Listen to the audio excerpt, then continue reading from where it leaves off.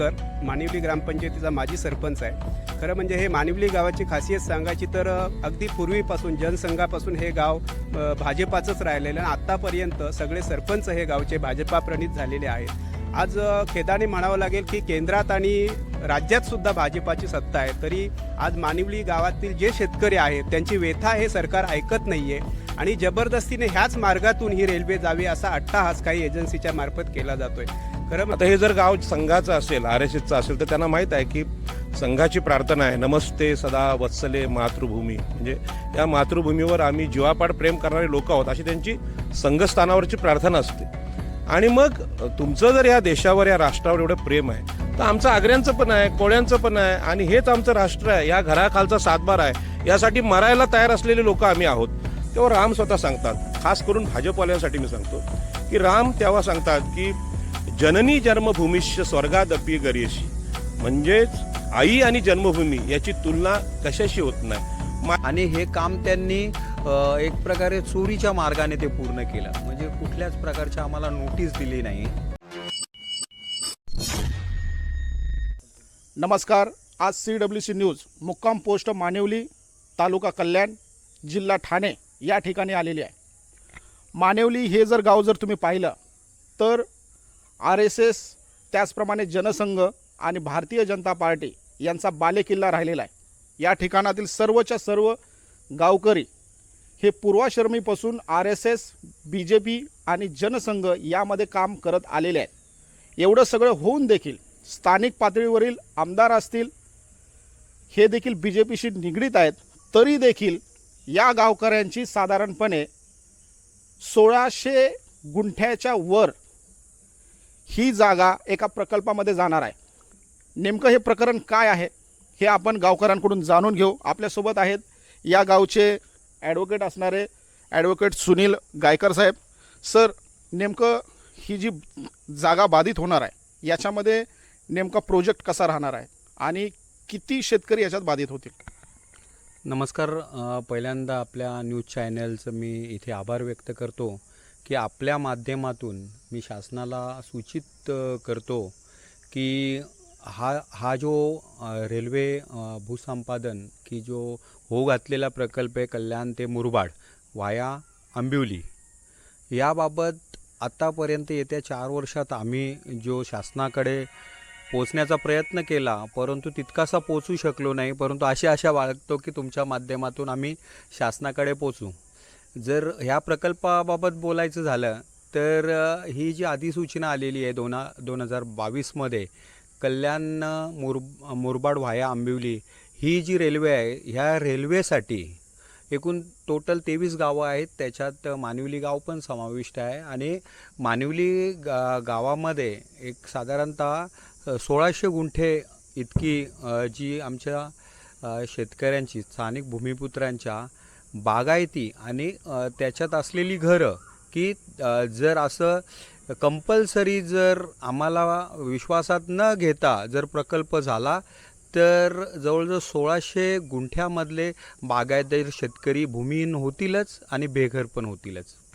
या ठिकाणी असं ऐकलं की काही सरकारच्या माध्यमातून गावचा काही मोजणी करण्याचा प्रयत्न झाला, त्याला देखील आपण विरोध केलेला आहे. ते नेमकं काय घडलं आहे? नक्कीच काय झालं आहे, ह्या ज्या प्रकल्पाची सुरुवातच मूळतः सरकारी नियमाप्रमाणे किंवा लँड ॲक्विजिशन ॲक्ट असेल किंवा जे नियमाला धरून किंवा कायद्याला जे अभिप्रेत आहे त्याप्रमाणे सुरू नाही आहे. याच्यामध्ये काय झालं आहे, सुरुवातच एक राणे एजन्सीला कॉन्ट्रॅक्ट देण्यात आलेला आहे की राणे एजन्सीने या 23 गावची भूमी मोजली. त्याच्यानंतर भूमी मोजून त्याच्यामध्ये जे JMद्वारे म्हणजे जॉईंट मेजरमेंटद्वारे रिसोर्सेस असतील किंवा भूमी असेल तिची एकंदर किती कॉस्टिंग असेल म्हणजे व्हॅल्युएशन असेल, म्हणजे मोजणीपासून व्हॅल्युएशन देण्यापर्यंत त्यांना काम देण्यात आले. परंतु हे काम देत असताना आम्हा शेतकऱ्यांना कुठल्या प्रकारची सूचना दिली नाही. सुरुवातीला आम्हाला वाटत होतं की जो सर्वे आहे याचे सरकारी लोक असतील त्याबाबत आम्ही उलट सहकार्यच केलं होतं. परंतु जसं जसं आम्हाला आमच्या ध्यानात आलं की हा काही वेगळा प्रकार आहे, कायद्याद्वारे किंवा नियमाला घालून हा प्रकार चाललेला नाही, त्याच्यामुळे आम्ही त्यात खोलात जाण्याचा प्रयत्न केला. तेव्हा आम्हाला समजलं की साधारणतः एक 9.5 लाख रुपयाचा त्यांनी टेंडर भरून हे काम घेतलेलं आहे आणि हे काम त्यांनी एक प्रकारे चोरीच्या मार्गाने ते पूर्ण केलं. म्हणजे कुठल्याच प्रकारची आम्हाला नोटीस दिली नाही. तर अशा माध्यमातून त्यांनी काम करून पण त्यांनी काही शासनाचं काम नाही केलं. त्यांनी काय केलं, हा जो रिपोर्ट शासनाला देण्याच्या आधी जेएमचा असो किंवा मोजणीचा असो, आधी जी दलाल कंपनी म्हणजे ज्याला आपण समाजातले समाजकंटक किंवा अराजक तत्व आहेत त्यांच्या पुढे हा मांडण्यात आला. त्याच्यामुळे या 23 गावांमध्ये म्हणजे आंबिवलीपासून तर शास्त्रीनगर मुरबाडपर्यंत त्या सरळ रेषेत जी रेल्वे जाणार आहे त्याच्यात त्यांनी अनधिकृत बांधकामं केली आणि त्यांचा एक सोशल इंटरेस्ट निर्माण झाला. इंटरेस्ट निर्माण होत असताना मानिवलीच्या बाबतीत जर बोलायचं झालं तर आधीचा जो सर्वे होता आणि जाणीवपूर्वक जो नंतर डाव्या हाताला 50 मीटर सरकवण्यात आला, याच्यामध्ये जी जागा संपादित होणार आहे ही नेमकी त्यांना कशी आधी माहिती पडली, त्याच्यानंतर त्याच रेषेमध्ये कसे ही अनधिकृत बांधकामं झाली. त्याच्यामुळे काय झालं आहे, जे खरोखर आमच्यासारखे बागायतदार शेतकरी आहेत, जे भूमिहीन होणार आहेत किंवा जे बेघर होणार आहेत, त्यांचा आवाज कुठेतरी ही लोक दाबण्याचा प्रयत्न करत आहेत साहेब. त्याच्यामुळे शासनाला आपल्याद्वारे आमची विनंती आहे की जर प्रकल्प हा आमच्या कल्याणासाठी आहे तर आम्हाला आधी समजून घ्या, आम्हाला विश्वासात घ्या, ही विनंती आपल्या माध्यमातून. जेव्हा सुरुवातीला तुम्हाला भूमी अधिग्रहणाच्या संदर्भात काही नोटीस असेल किंवा काही अधिसूचना असतील, या आल्याच्या नंतर तुम्ही ॲज अ वकील म्हणून न्यायालयामध्ये जाण्याचा प्रयत्न केला आहे का? त्याचबरोबर कोणत्या कोणत्या प्रकारचे तुम्ही कुठल्या डिपार्टमेंटला पत्रव्यवहार केलेत आणि त्यांच्याकडून तुम्हाला कोणत्या प्रकारचे रिप्लाय आलेत, याच्यावर जरा सांगा. ओके. जेव्हा 2022 साली अधिसूचना आली आणि आम्हाला समजलं की मानिवली गावातील 1600 गुंठे जागा अपेक्षित आहे, तर त्यावेळी जी 20D रेल्वे ॲक्ट चा जो सेक्शन 20D ची अधिसूचना पेपरमध्ये प्रसिद्ध झाल्याच्यानंतर त्याच्यात लिहिलं होतं की तुम्ही 15 दिवसांच्या आत जे भूसंपादन अधिकारी आहेत SDO यांच्याकडे हरकती नोंदवू शकतात. त्याप्रमाणे आम्ही मुदतीत जे मोठे बागायतदार शेतकरी आहेत की जर क्वांटमच्या बाबतीत बोलायचं झालं तर 80% आमची जागा जाणार आहे, ते शेतकरी त्यांनी काय केलं, हरकत घेतली. त्यानुसार त्यांनी त्या 20D वर सुनावणी घेणं अपेक्षित होतं, परंतु आपल्या माध्यमातून मी बोलू इच्छितो की 4 वर्षे झाली त्यांनी त्याच्यावर सुनावणी घेण्याची तसदीसुद्धा न घेता 20E डिक्लेअर केलं की मानिवलीची जागा आम्ही संपादित करतो. हा आमच्यावर अन्याय आहे. त्याच्यानंतर मग आम्ही काय केलं, ह्या जिल्ह्यातीलच नव्हे तर ह्या राज्यातील, ह्या देशातील जे आला अधिकारी आहेत, मग SDO असेल, कलेक्टर असेल, सेंट्रल रेल्वेचा DRM असेल, त्याच्यानंतर रेल्वे मिनिस्ट्री असेल, या सगळ्यांना आम्ही आमची जी व्यथा मांडलेली आहे, परंतु आजपर्यंत कुठल्याही अधिकाऱ्याने आम्हाला विश्वासात न घेता ते काम केलेलं आहे. एक दिल्ली मंत्रालयातून जो आम्हाला एक RTIद्वारे अहवाल प्राप्त झाला, त्याच्यामध्ये अशी माहिती मिळाली की आमची जी जागा आहे ती जिरायत लँड आहे. परंतु आज तुम्ही बघत आहात, तुमच्या माध्यमातून मी विनंती करेन शासनाला की जागा बघावी की घर आहे तिथे बागायत शेती आहे. RTIमध्ये अहवाल प्राप्त झाल्याच्या नंतर जे बांधकाम खातं आहे रेल्वेचं पनवेल येथे, तिथले आम्ही मुख्य इंजिनियरला भेटायला गेलो आणि ही परिस्थिती मांडून दाखवली की तुमच्याकडे प्राप्त झालेले सातबारे जर बघितलं असता ते बागायती आहेत, परंतु तुमच्या अधिकाऱ्यांनी जो रिपोर्ट सादर केला त्याच्यात जिरायती लँड दाखवण्यात आलेली आहे. तर त्यांनी आश्वासन दिलं, परंतु आजपर्यंत सकारात्मक काही आम्हाला मदत मिळालेली नाही. बरं, आपल्यासोबत गावचे उपसरपंच देखील आहेत, माजी सरपंच आहेत. सरपंच साहेब, आपण या गावचं जे संपूर्ण जर ह्या अधिसूचना असेल आणि त्या माध्यमातून ह्यांनी जो प्रश्न मांडला की आमच्या जागा या बागायती जागा आहेत, बागायती जागा असताना देखील त्यांनी जिरायती ठरवण्याचा प्रयत्न केला, आपण एक ॲज अ माजी उपसरपंच म्हणून कसं बघता या प्रकरणाकडे?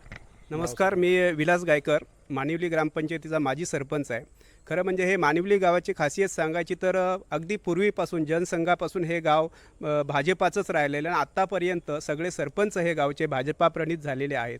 आज खेदाने म्हणावं लागेल की केंद्रात आणि राज्यातसुद्धा भाजपाची सत्ता आहे, तरी आज मानिवली गावातील जे शेतकरी आहेत त्यांची व्यथा हे सरकार ऐकत नाही आहे आणि जबरदस्तीने ह्याच मार्गातून ही रेल्वे जावी असा अट्टाहास काही एजन्सीच्या मार्फत केला जातो आहे.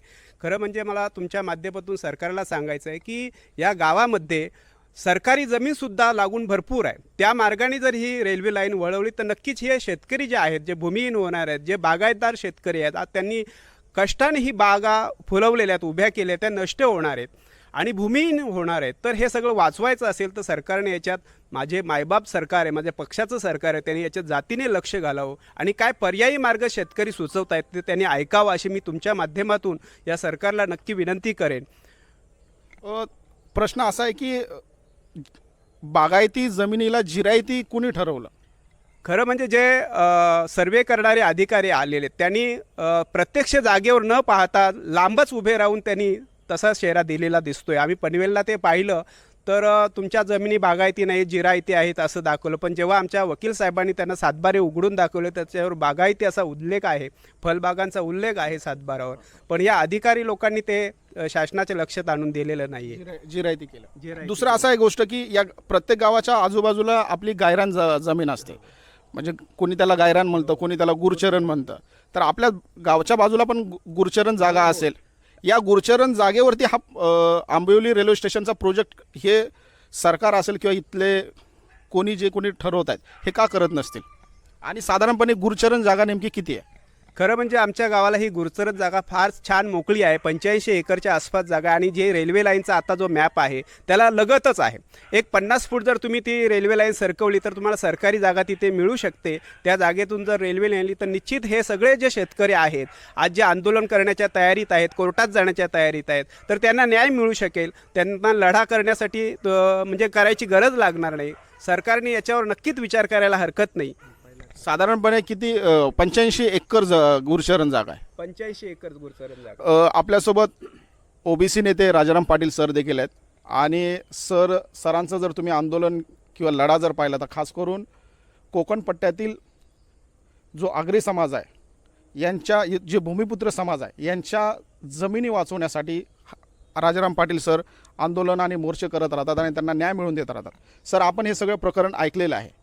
या गावचा इतिहास जर तुम्ही पाहिला तर जनसंघाचा राहिलेला आहे, भारतीय जनता पार्टीचा राहिलेला आहे आणि RSSचा देखील राहिलेला आहे. या गावच्या सुरुवातीपासून आजपर्यंत BJPची सत्ता राहिलेली आहे आणि मुख्यतः करून या गावामध्ये असं मी ऐकलं आहे की दत्ता पाटील हे देखील येऊन गेलेले आहेत, त्यांनी देखील लढा दिलेला आहे.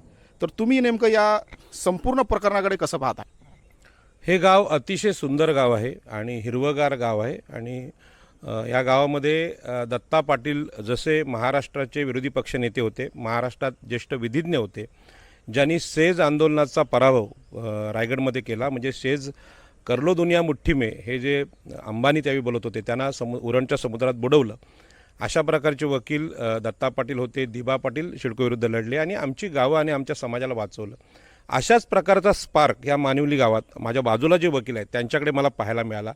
मला अत्यंत अभिमान वाटला की ह्या समाजामध्ये अशा प्रकारचे निस्वार्थपणे आपल्या मातृभूमीवर प्रेम करणारे लोक आहेत. आता हे जर गाव संघाचं असेल, RSSचं असेल तर त्यांना माहीत आहे की संघाची प्रार्थना आहे, नमस्ते सदा वत्सले मातृभूमी, म्हणजे या मातृभूमीवर आम्ही जीवापाड प्रेम करणारे लोक आहोत अशी त्यांची संघस्थानावरची प्रार्थना असते.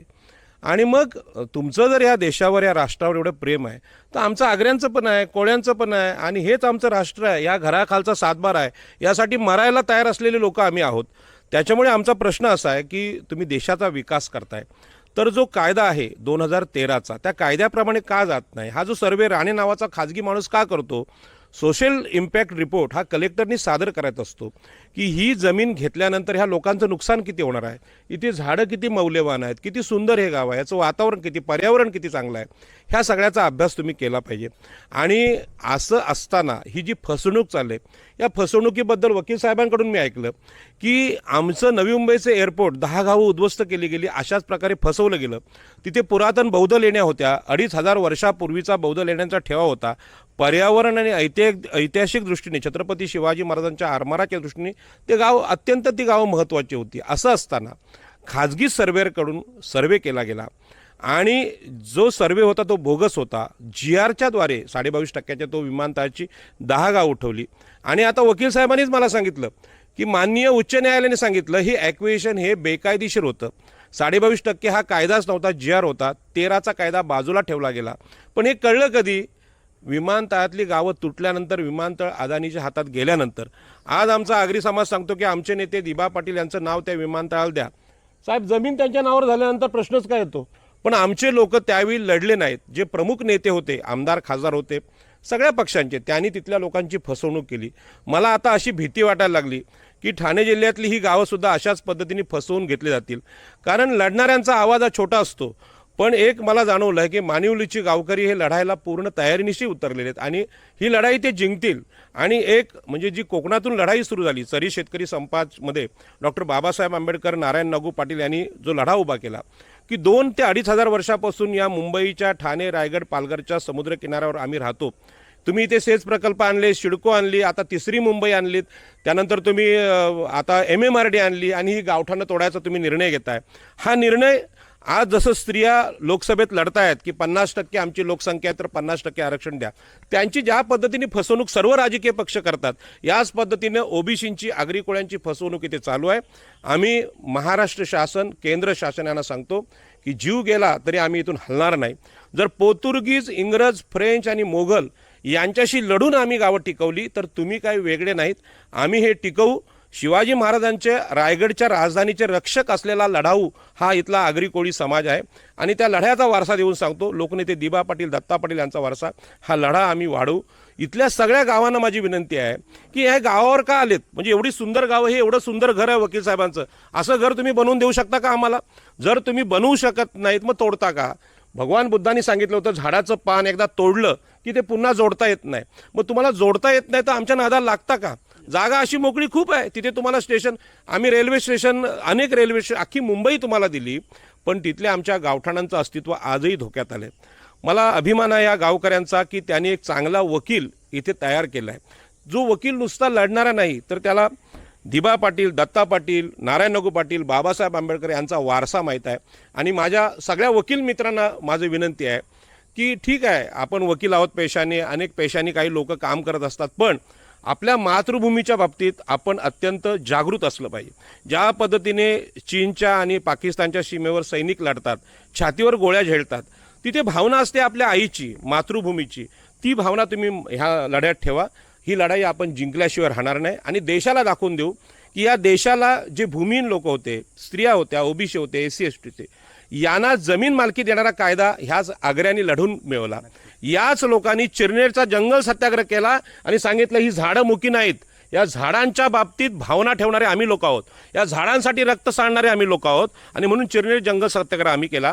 आम्ही हे सांगितलं जो धर्म आमच्या आईला, बहिणीला न्याय देत नाही असा मनुस्मृती धर्म आम्ही जाळून टाकला रायगड जिल्ह्यात. छत्रपती शिवाजी महाराजांच्या राजधानीच्या पायथ्याशी जाळला. आणि मग सिडको असेल, सेज असेल, यांना जी आम्ही उत्तरं दिलीत ती उत्तरं या शासनाने आठवावी. माननीय पंतप्रधान नरेंद्र मोदी आणि मुख्यमंत्री देवेंद्र फडणवीस यांना माझी विनंती आहे की तुम्ही जे काय करता ते चांगलं वाईट हे काळ ठरवेल, ते दिसणार आहे, परंतु आग्र्यांच्या घराण्याने गावठाणांना हात लावू नका, कारण आम्ही देशाचे रक्षक आहोत. म्हणून ह्या मुंबईच्या समुद्र किनाऱ्यावर छत्रपती शिवाजी महाराज, सम्राट अशोक आणि आत्ताच्या 2026-27 येणाऱ्या काळात 1000 वर्ष चंद्र सूर्य असेपर्यंत आमच्या गावठाणांना तुम्हाला हात लावू देणार नाही. एकदा तोडलं तर परत बांधू, पण तुम्हाला गावची जमीन कधीच मिळणार नाही ही जाहीरपणे सांगतो. आणि सगळ्या आगरी कोळ्यांना, भंडाऱ्यांना, आदिवासींना माझी विनंती आहे की लढ्यामध्ये आपलं अनमोल असं सहकार्य द्या आणि हा लढा जिंकण्यासाठी आम्हाला मदत करा असं नम्र निवेदन करतो. आणि सगळ्यांना धन्यवाद देतो, खास करून या गावकऱ्यांना की तुम्ही आज आम्हाला इथे बोलवलं. तेवढ्या लांब आगरी राहतात हे मला पण माहीत नव्हतं. आणि ज्या पद्धतीने हे गाव टिकण्याचा संघर्ष करा. तुम्ही काय विकासाला विरोध करा, तुम्ही ऑलरेडी विकास केला, त्याच्यापेक्षा आणखी विकास काय असतो? याच्यापेक्षा विकास नसतो. त्यामुळे विकासाच्या नावाखाली आमच्या जमिनी जे कोणी लुटारू आले त्यांना सांगतोय तुम्हाला तुमच्या गावाला पाठवायची हिंमत आमच्या मनगटात आहे, तुम्हाला गावाला जावं लागेल. सर, तुम्ही खूप चांगला शब्द बोलला की ज्याप्रमाणे सैनिक आपल्या मातृभूमीसाठी लढत असतो त्याच पद्धतीने आम्ही देखील आमच्या जमिनीसाठी शेवटपर्यंत लढत राहू. यालाच अनुसरून एक प्रश्न आहे की सध्याला तुम्ही मुंबईमध्ये आगरी कोळी भंडारी समाज आदिवासी समाजासाठी लढत आहात, तिथल्या जमिनीचा इंच भाव माहीत आहे. त्याच पद्धतीने साधारणपणे इकडल्या जमिनीची जर व्हॅल्युएशन काढायची राहिली तर साधारण किती व्हॅल्युएशन येते? बघा, आता एअरपोर्टमध्ये आम्ही जो विरोध करतोय, आता आपण 3ऱ्या मुंबईला करतोय, आम्ही सांगतोय की तिथल्या जमिनीचा भाव 7 कोटीपासून 10 कोटीपर्यंत गुंठ्यामध्ये आहे. कारण त्याचं जमिनीचा भाव कसा वाढतो, विमानतळ आलं, रेल्वे स्टेशन आलं, वेगवेगळे रस्ते आले की जमिनीचा भाव वाढत जातो. इथे आता रेल्वे स्टेशन आहे, या गावकऱ्यांना वाटतं की 2-2.5 लाख रुपये रेट असेल, तसं नाही आहे. इथल्या जमिनीला भाव कमीत कमी 7 कोटी ते 10 कोटी रुपये गुंठा आहे. आणि ह्या हिशोबाने गेला तर 3 लाख कोटीच्या वर ही जमीन जाते. म्हणजे चोर जे आहेत, म्हणजे भूमाफिया लोक आहेत, जे जमीन चोर आहेत, त्यांचा उद्देश ही जमीन लुटणं आहे. म्हणजे इथली घरं, इथली झाडं यांच्याविषयी त्यांना काहीही प्रेम नाही. आणि म्हणून ही जमीन मौल्य, खरं म्हणजे मी भाव लावणं पण चुकीचं आहे. आपल्या आईचं मोल म्हणजे भगवान श्रीरामाचं वचन सांगतो, त्याने असं म्हटलेलं आहे की राम रावणाचं युद्ध झालं. म्हणजे ती शेवटी कथा आहे, पण त्यामध्ये एक वाक्य आहे संस्कृतमधलं की रावणाला ठार केल्यानंतर जी गादी रिकामी झाली, ती रिकामी झाल्यानंतर लक्ष्मण म्हणतो रामाला की दादा, हे आता रावण मेलेला आहे आणि ती जागा रिकामी झाली, त्या गादीवर तू बस. तेव्हा राम स्वतः सांगतात, खास करून भाजपवाल्यांसाठी मी सांगतो की राम तेव्हा सांगतात की जननी जन्मभूमीश्च स्वर्गादपी गरीयशी, म्हणजेच आई आणि जन्मभूमी याची तुलना कशाशी होत नाही. माझी अयोध्या मला ही श्रीलंकेपेक्षा प्रिय आहे, कारण ती लंका सोन्याची असेल, मला काय घेणे देणे. माझी आई जशी काय आहे, काळी आहे, गोरी आहे, लंगडी आहे, आंधळी आहे, काय जी असेल ती, पण आई ही मला स्वर्गसुखापेक्षा महान आहे. आणि जन्मभूमीने आई याची तुलना कशाची होत नाही. आणि यातूनच राष्ट्रवादाचा जन्म होतो, जे राष्ट्र बाबासाहेबांनी आम्हाला दिला, संविधानिक राष्ट्रवाद दिला आणि सांगितलं जे घर आहे, जे गाव आहे, त्याचा 7/12 तुमच्या नावावर करा. कुळ कायद्याने आम्ही या भारतात करून दाखवलं, त्यामध्ये शिववाचा वाटा आग्र्यांचा आहे. आणि मी तुम्ही त्यांचे साक्षीदार वकील आहात. आणि म्हणून हीच भाषा मी आदरणीय पंतप्रधान नरेंद्र मोदी, गृहमंत्री अमित शाह आणि देवेंद्र फडणवीस आणि महसूल मंत्री या सगळ्यांना सांगतो, इथल्या पालकमंत्र्यांना, उपमुख्यमंत्र्यांना सांगतो की तुम्ही जो काही विकासाच्या नावाने जी लुटालूट सुरू केली आहे, रायगडची पहिली मुंबई घेतली आमची, दुसरी मुंबई नवी मुंबई घेतली, तिसरी मुंबई पुन्हा पेणमध्ये आणली, आणि हा तोच प्रकार, हे थांबवा. इथल्या आग्र्यांना सुखाने जगू द्या, कारण हे आगरी हे तटरक्षक आहेत. या सागर किनाऱ्यावर जेव्हा हल्ला होईल तेव्हा शिवाजी महाराजांच्या आरमाराचे प्रमुख म्हणून लढायची जबाबदारी आमच्यावरच येणार आहे आणि आम्ही ते करणार आहोत, तुम्ही लढायला येणार नाही. आणि म्हणून या लोकांना वाचवणं हे राष्ट्रीय कार्य आहे. या राष्ट्रीय कार्यात मोलाची मदत आणि दान आपल्याकडून अपेक्षित ठेवतो, जसे 5 हुतात्मे दिबा पाटलांनी दिले आणि म्हणून आम्ही उरण वाचवलं. अशा प्रकारचं हुतात्मा व्हायची वेळ आली तर पहिला हुतात्मा मी व्हायला तयार आहे.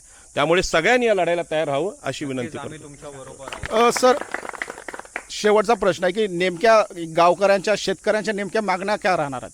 आता मागण्या कसं आहे, त्यासाठी कायदाच केलाय, संसदेने कायदा केलाय. भूसंपादन कायदा 2013 सांगतो की पहिल्यांदा सोशल इम्पॅक्ट रिपोर्ट करा, की ही जागा घ्यायलाच पाहिजे का, म्हणजे दुसरा पर्याय नाही का. नसेल पर्याय तर तुम्ही घेऊ शकता, राष्ट्रीय गरज असेल तर, ती पण विमानतळ असेल किंवा अत्यंत महत्त्वाचं बंदर असेल तर. पण आता मुंबईच्या जागा एवढ्या वेळा घेतल्यात, म्हणजे आगरी कोळ्यांचं भूसंपादन एवढं झालं आहे की आता त्यांच्याकडे मागू नका. म्हणजे पुन्हा एकदा आम्ही अगोदर भूमिहीन होतो, बाबासाहेबांनी आम्हाला जमिनीचं मालक बनवलं, त्यानंतर अनेक प्रकल्पांना मुंबई सगळे आमचे आहे, मुंबई महामुंबई आमचे आहे, आम्ही जागा दिल्या, तर आता किती वेळ जागा घेणार. त्यामुळे ही जागा घेऊ नका. 13च्या कायद्याने कायदा सांगतं की सोशल इम्पॅक्ट रिपोर्ट करा, या समाजावर काय परिणाम होईल. आणि आता कदाचित PhD करणारे आगरी पोरं असतील, त्यांना सांगेन की आगरी समाजाच्या, कोळी समाजाच्या, भंडाऱ्यांच्या मुंबईतल्या जागा गेल्यानंतर त्यांच्यावर काय वेळ आली. हाऊसकीपिंग लोक करायला लागलीत, म्हणजे भांडे घासायला लागली दुसऱ्यांच्या घरात. ही अत्यंत दयनीय अवस्था आहे. छत्रपती शिवाजी महाराजांच्या आरमाराच्या नेतृत्व करणाऱ्या राजा लोकांवर भीक मागायची वेळ कोणी आणली? याच इंडियन लोकांनी, भारतीय लोकांनी. याचा विचार एकदा व्हावा. आणि 13चा कायदा सांगतो की सोशल इम्पॅक्ट रिपोर्ट करून लोकांचं मनोगत घ्या, त्यांच्यावर सामाजिक आघात काय होतील ते तुम्ही केलेलंच नाही, ते करा. मग आम्ही आमच्या भावना सांगतो ना काय आहेत त्या. आणि कायदा तुम्हाला माहीत आहे, मार्केट रेटच्या 4 पट भाव द्या. नवी मुंबईला आज 7 कोटी 10 कोटी रुपये गुंठा आलाय, तर ह्याच्या 4 पट भाव देण्याची ताकद आहे का सरकारची? देऊ शकता का तुम्ही? मग म्हणून मगाशी मी सांगितलं, झाडाचं पान तोडलेलं जोडता येत नसेल तर तोडू नका. आणि म्हणून ही जागा घ्यायची काही गरज नाही. आणि 13चा कायदा आता नेटवर आहे, सगळ्यांना माहीत आहे की 4 पट मोबदला आहे, सरकारी नोकऱ्या आहेत, तुम्हाला त्या विकास कामामध्ये 50% वाटा असेल, तो तुम्हाला द्यावा लागेल. आणि एवढं करायला गेलं तर मुंबईतल्या जागा आता कुठलंही सरकार घेऊ शकत नाही. ही वास्तविक परिस्थिती. आणि आता निष्कर्ष असा निघतो, या जागा तुम्ही घेऊ नका. सरकारी जागा आहेत, मोठमोठ्या उद्योगपतींच्या जागा आहेत, अदानीची जागा आहे, अंबानीची जागा आहे, मोठे मोठे प्लॉट आहेत, गोदरीची जागा आहे, तिथे तुमचे प्रकल्प का जात नाही? आगरी कोळ्यांच्या गावठाणातून प्रकल्प का जातात? पण ते तुम्ही घेणार नाही. आता जिथे आमच्याकडे रिलायन्सची सेजची जागा मोठ्या प्रमाणात आहे, पण गावं घेतली 10, त्यात विमानतळ झाला नसता का? त्यांनी 2005 पासून एकही नोकरी, एकही प्रकल्प केला नाही. आणि आपल्याला माहिती आहे की 15 वर्ष जर प्रकल्प झाला नाही ती जागा सरकार जमा होते पुन्हा. मग कायदा धाब्यावर बसून अदानीची जागा सुरक्षित ठेवायची, सेजची जागा, आणि आग्र्यांची गावं तोडायची, हा न्याय आम्हाला समजतो. हा न्याय मनुस्मृतीचा आहे. तुम्ही शूद्र, अतिशूद्र आणि स्त्रिया यांना संपत्तीचा अधिकार मनुस्मृतीमध्ये द्यायला तयारच नाही. हा देश संविधानाने चालतो की मनुस्मृतीने, हे एकदा क्लिअर होते आणि मग आम्ही सांगायला तयार आहोत. आणि आम्ही लढणारे लोक आहोत. आम्ही घाबरत नाही, जीव गेला तरी आम्ही लढणारे, म्हणजे मरायला तयार असणारे लोक आहोत. त्याच्यामुळे ह्या जागांच्या नादाला लागू नये सरकारने, ही माझी नम्र विनंती सरकारला आहे. खूप खूप धन्यवाद. आज आपण मानवली या ठिकाणी आलो. मात्र पुन्हा एकदा सांगतो की या देशाचे राष्ट्रपती हे देखील RSS मधून आलेले आहेत. या देशाचे प्रधानमंत्री हे देखील RSS मधून आलेले आहेत.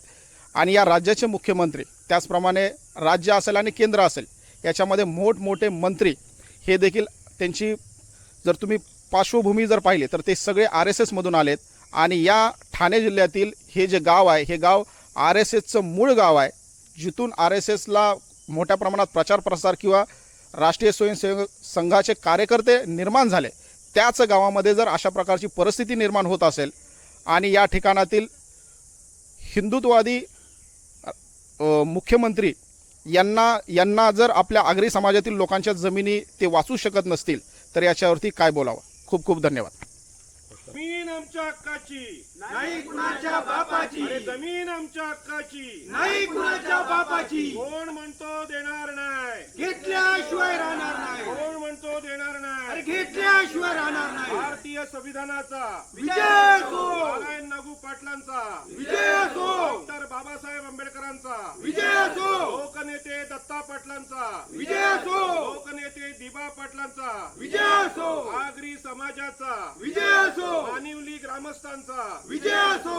छत्रपती शिवाजी महाराजांचा, छत्रपती शिवाजी महाराजांचा, राजर्षी शाहू महाराजांचा, महात्मा ज्योतिबा फुल्यांचा विजय असो. भारत